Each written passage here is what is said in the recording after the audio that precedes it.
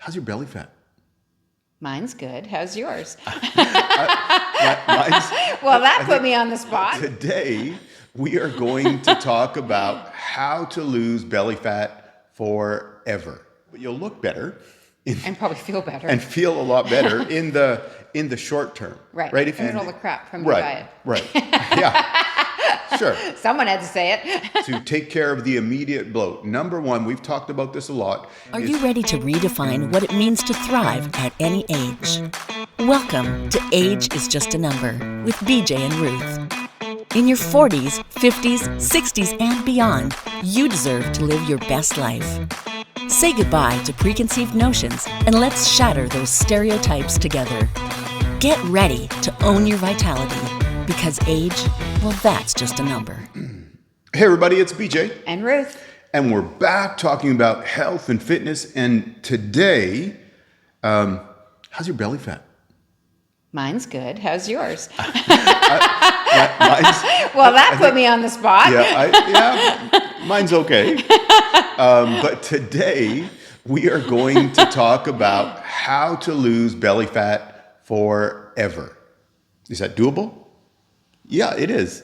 Okay. So we're going to talk about how to lose belly fat forever. So if you're watching for the first time, just ask you to take a minute and subscribe to the channel and give us a like on the video. Just helps us with getting the word out there. And then let's get right to it.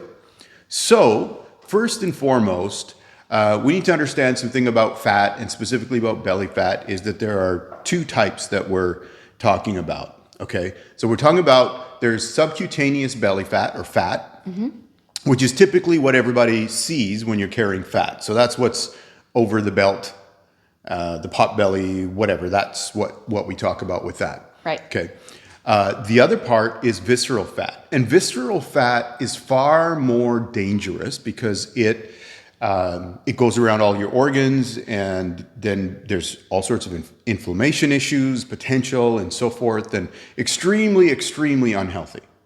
So we're going to talk about how to deal with belly fat in general, but let's break it down into dealing with two kind of ways. There's let's say this.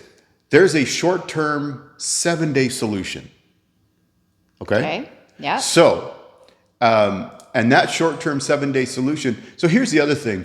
Behind the fat, period, and behind the visceral fat is our digestive system, our stomach, our intestine, all of those things, our digestive system.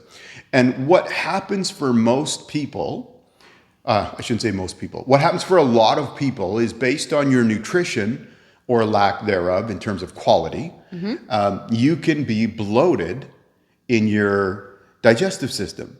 So what sometimes can appear as fat is actually undigested food. Right.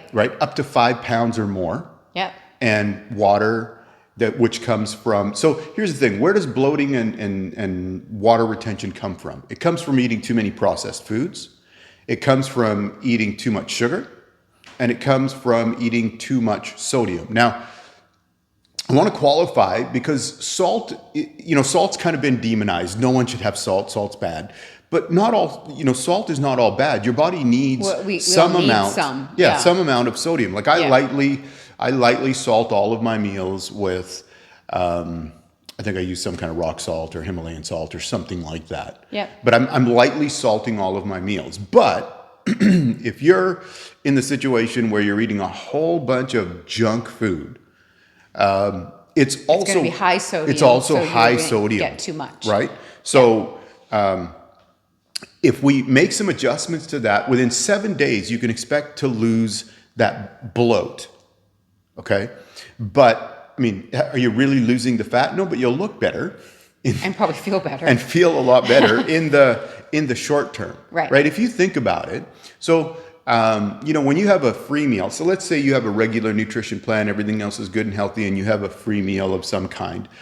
The next morning you could potentially be weighing anywhere between 2 and 5 pounds more. 5 pounds more. Just, right? Yeah. And that's just from just that. Your body's still digesting all of that food and the water that you've retained. Now, if that's the norm, how much more are we hanging on to all of that? right? Right. So what do? To take care of the immediate bloat? Number one, we've talked about this a lot, is to cut out processed foods as much as possible.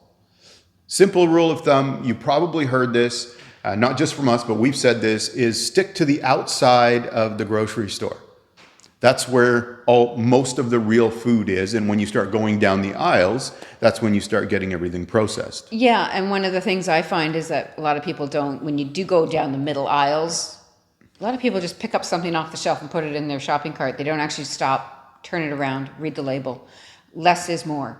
And so if you're reading, I always think if I can't pronounce the words, Sure. that's a red flag for me. Yeah. If there's it's so full of all this stuff and I don't know what 3/4 of it is, I don't want to eat it. Yeah. So I put it back. Yeah, 100%. Yeah. And I'm not sure where you're watching this from, but where we are, and we live in a seasonal environment, this is a wonderful time because all the farmers markets have opened up again. So, Yeah. For my daughter and I, we go every Sunday.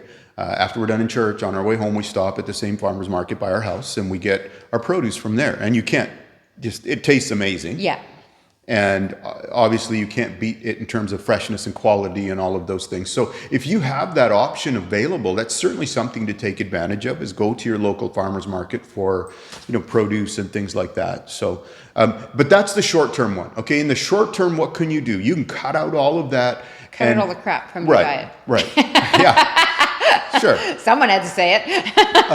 And as you do that, within 7 days, you should see a decrease in that bloat. Now, Yes. Here's the other thing. We've talked about this a lot too, that if there's other medical issues and things like that, we're not here to talk about medical issues. No. So you want to rule that out. Yeah, and if you need to go see your doctor about potential medical issues or things that are going on, that would be a good idea. Yeah. Right, to make sure you know where you're at and we're all on like a level playing field kind of thing. Exactly, yeah. So given that, with that set aside, if we do these things of just simply cutting out processed foods, cutting out the sugar, and cutting out the excess sodium, you'll see a reduction in the bloating in the first 7 days. Yeah. And guess what? It'll still look better. You might still be carrying some fat, but it'll still look better because obviously your stomach's not going to be sticking out quite so far. And you'll feel better. And you'll feel better, 100%. Yeah. Okay, now, are you ready? I'm ready. Okay, now Lay it on let's me. go. Now let's go for the rest of it now. We're going after the belly fat. after the fat. We're going Okay. after the belly fat. And if you will do these things, here's the thing I can tell you. If you will do these things, you can deal with belly fat once and for all and forever. Okay. Okay? Mm-hmm. So, number one, what do we need to deal with? Nutrition. Okay? Now, we talked about cutting out the processed foods and those kind of things, but in general, you need to have some kind of nutrition plan that focuses on quality whole foods as much as possible. Yeah. Right? Yeah. With What you eat really does matter. yeah, and Yeah. you'll hear us kind of shout this out several times on different episodes, but you cannot out-train a bad diet. right? Yeah. So it's not just going to the gym and doing a bunch of cardio. No. I mean, you can do that, but if you eat, not the proper nutrition plan, it's not going to help. No. Here's the thing. If you do an hour of cardio, you're going to burn somewhere in the neighborhood of somewhere between 400 and 600 calories, somewhere in there. Yeah. Okay? If you go to McDonald's after that and get a medium French fries, you've wiped out that whole. Yeah, and it's you probably gone. added. And in addition to adding all the sodium, but those fries have taken care of your cardio, That was your cardio. right? And then some. So, what's the idea? The idea is we want to operate on a slight calorie deficit. Okay, extreme dieting where you see, I remember these shows that used to be on where they had these people on just extremely calorie deficient diets to get these ridiculous weight loss numbers over the course of a week or weeks or whatever it is. Yeah. It's grossly unhealthy. The point is we don't want to do this and make ourselves worse. No, exactly. Right? And You may- often, as soon as you come off those 7 days and you actually eat real food, you're just going to rebound totally. Yeah. Yeah. So how do we figure out what is our base calorie intake. I think we did something on that. You can check through the videos and talk about it. But I'll tell you how I got my base calorie intake is I went and got a DEXA scan done. And when they did the DEXA scan, and we're going to put it on one of our future episodes, I'm going to have a follow-up DEXA scan done, so we'll put them both together. So you'll see the first one and the second one. And I think Ruth also did calipers. So Yeah. we'll get her numbers and just to give you some perspective. But when I had my DEXA scan done, one of the things they give me is this is your absolute exact number for calorie maintenance to maintain the muscle and the muscle that you have right now. Okay. So when we talk about calorie deficient, it's not some huge number that you need to knock off. It's about a 10 to 20% reduction in calories. Yeah. Because we're looking for gradual turnaround here. And here's the thing to remember. You didn't get that way overnight. No. There might have been several overnights of pizza and whatever, nachos and beer and who knows what else. But you're going to need to take it back one step at a time and have it where you understand there's time involved, but it's all progress. Yeah. So you want to be consistent and slow and steady, and that'll keep it off permanently. Okay, so that's number one. And the reason it's number one is to me is probably the most important thing that we can do and establish a good nutrition plan and a good lifestyle of nutrition. Yeah. Okay. A simple example, and you'll need to figure this out, is preparing ahead of time for things. So before we came on air to shoot, what happened? You were eating. I was eating. He had a little plastic container and he had his meal. So I packed my food beforehand, knowing we were coming to shoot today. And so when I got here, I warmed it up and ate it, and now here we go. And I'm starving, and he didn't bring two. He only brought one. That's correct. Yeah, that's correct. So when we're done here, I'm going to go eat. there you go. But just planning ahead. A big part of having effective nutrition is planning ahead. Always. Right? Yeah. So, and we've talked about that extensively. So you can catch that in the other videos as well. Okay, number 2, hydration. Water. Yeah. Our bodies are 70% water. Yeah. Okay. And we've talked extensively about hydration also, but the whole area of how much water is important for our metabolism to keep firing and firing optimally, right? And we're talking about 8 to 12 glasses of water that's the baseline. Okay. And let's talk about that. If you're drinking coffee, like I am here, and Tim Hortons is not a sponsor, but feel free to contact us if you'd like to sponsor us. Now that I've had that cup or sip of coffee, I keep in mind, okay, I need to replace not just what I drank, but coffee's a diuretic, so I'm going to lose more water. So diuretic is not a 1-to-1. Yeah. So I'm going to need to add back more water in addition to the 8 to 12 glasses. Yep. Okay. So that one's an easy one, but it's surprising how easy it is to forget. Yep. Right? For sure. My daughter is 14, and the other day she after school, she's like, Dad, I have kind of a headache. I said, well, what's your water consumption like? She said, well, I'm not sure where my water bottle is. Okay, so did you have a glass of water this morning? Yep. And then I drank from the fountain through the day. I was like, yeah, no wonder. Your brain's not functioning right. Your body's sluggish. Everything is so, that water is so important. It is. So, yeah. All right, number 3. Here we go. Ready? I'm ready. Okay. Throw it on me. Okay. Resistance training. Really? And resistance training and cardio. So again, we've talked a lot about this, so we're not going to go into a whole lot of detail in this episode on it because we want to get through a couple of other things. But when it comes to the importance of resistance training, I don't think it can be overemphasized, because from the time we turn 30, every decade, we lose 3 to 5% muscle mass unless we do something about it. Why is that important? Well, because muscle is metabolically active, so it burns calories at rest. And if you lose muscle, if I keep losing muscle, my metabolism is essentially slowing down, which is my body's ability to burn calories at rest. Right. Okay. So when you do resistance exercise, your body responds, not at the gym, your body responds when you eat and sleep, by adding muscle, growing muscle, all that kind of thing. Yep. Is cardio important? Absolutely. There's the base of just for good heart health and things like that. We spent quite a bit of time. I remember when we talked about the VO2 max training and the Yep. steady state cardio and all of those Different things. So types you of can, cardio, so yeah. you can go back and look at that one with the different types of cardio that we talked about. But suffice to say, you need to have some kind of resistance training at least 2 to 3 times a week. And cardio, 30 minutes should be at least, 5 days a week. You should be getting some air. Yeah. Right. And interesting, I was just doing some research and studying for other episodes, but the importance and the value of going outside to breathe. So just getting outside for a walk and how much it helps your body detox. And it was fascinating stuff about the whole aspect of nose breathing and how it affects everything else and so on and so on. But I say that to say, go out for a walk in the evening. I don't know what season it is where you're watching or when you're watching, but here it's beautiful for us. Well, it might warm up at some point. But guess what? For us, I grew up in Edmonton in the prairies, and if as a kid, if you were going somewhere, your parents weren't driving you. You're putting all your gear on and hiking over to your friends, regardless of the temperature. Right.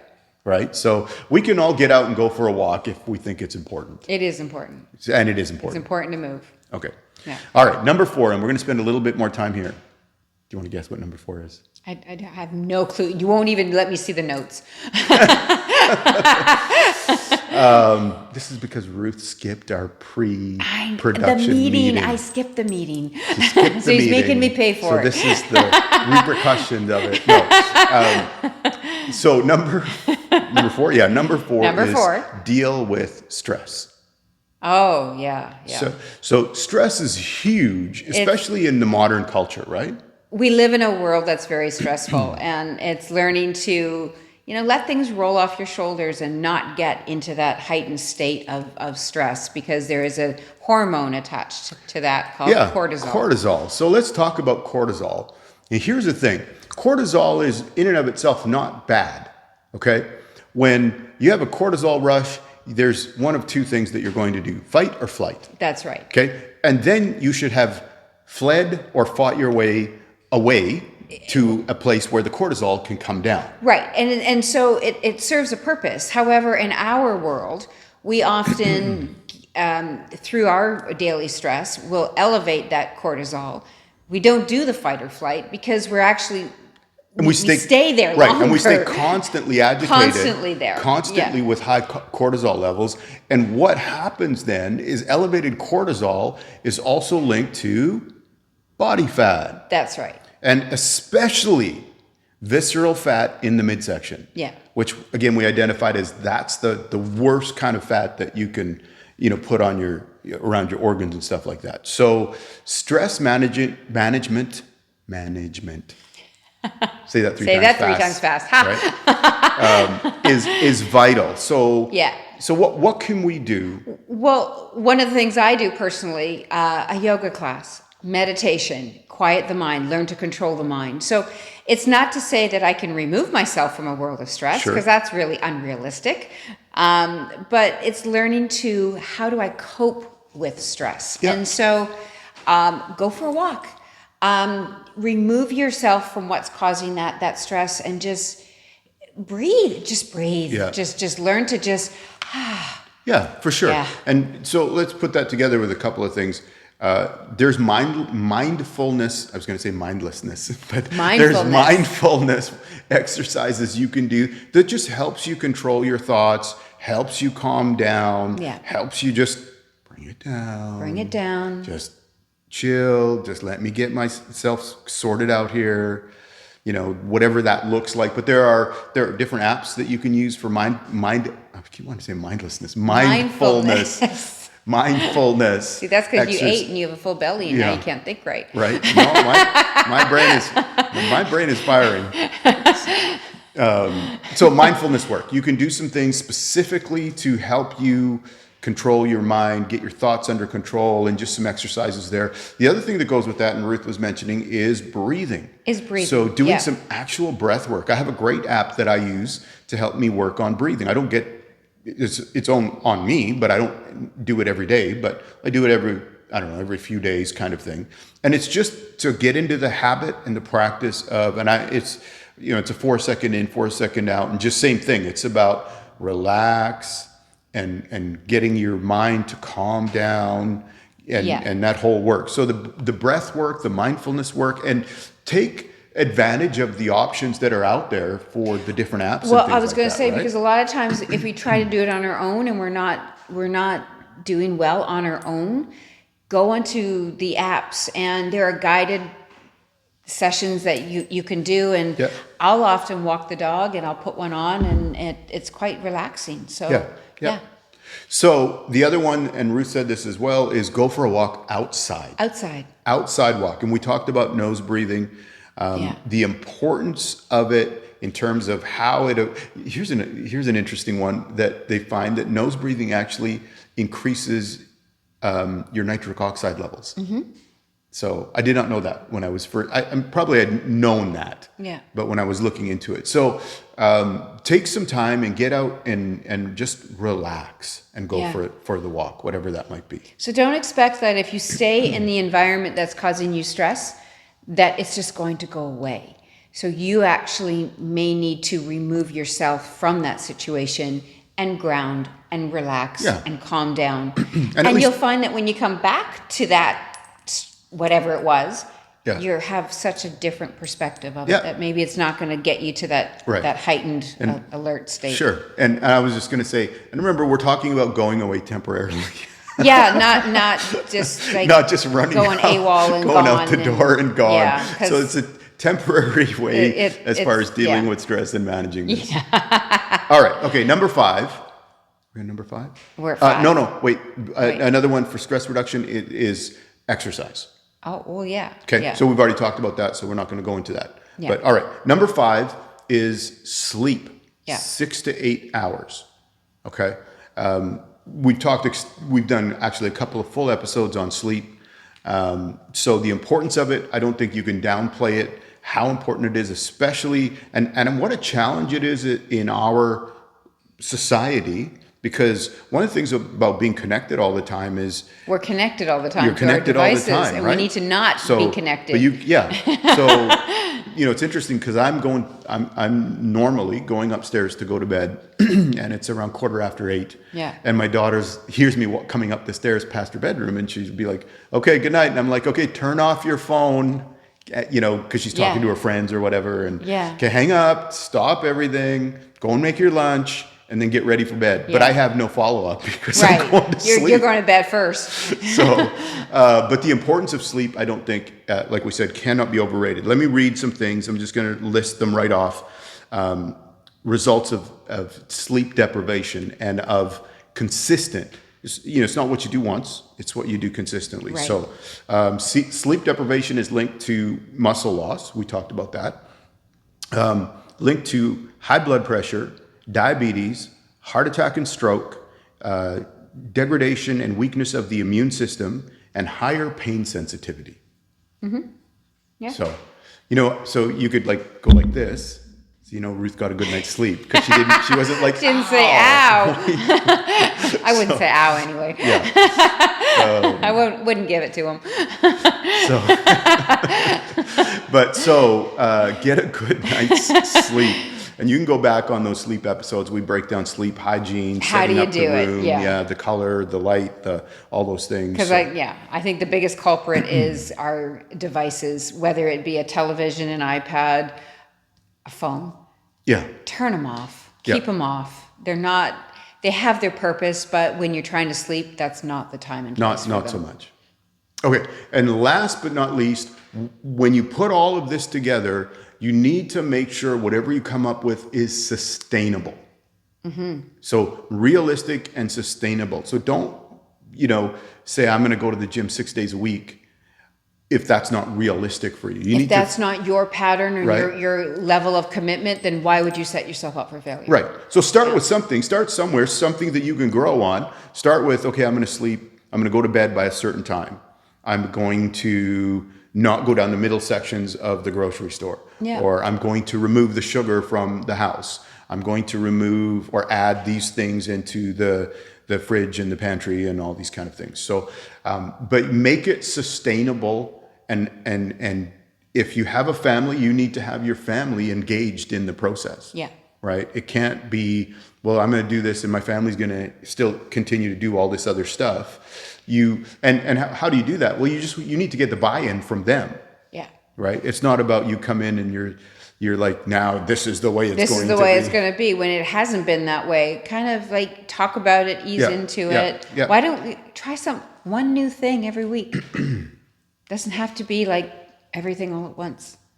Depends how fast you want to lose the belly fat. Slow and steady. Slow and Is the steady. way to do it. Slow and steady. Slow and steady. But remember, the first week you can get some immediate results by just reducing the bloating. You can. Right. And I think one of the things people need to realize that when you're making a lifestyle change that I say slow and steady. I'm going to poke them back. I just wanted to see if I get a reaction. Slow and steady is permanent. And so the people who just want it, like snap your fingers, I want it, and then they don't get it, and then they go back. Why would you do that to yourself? Don't put yourself in the yo-yo No. health and diet No. situation. Make it all manageable, practical, doable, and that you're committed to doing it Yeah. with you and your family or whoever's going to help you through the process. We talked about the importance of teamwork before. You can find that in earlier videos also. So, Yeah. but let's grab a hold of that and let's do that. Let's just say I'm done with belly fat. Yeah. Right? So that we're all living healthier and aging, as we said, more gracefully. Yes. So thank you for watching today. Please take a minute, subscribe to the channel and like the video. It helps us out. And that's a wrap. That's it. See? And I'm going to... Ow. Yeah, see? See y'all. Bye.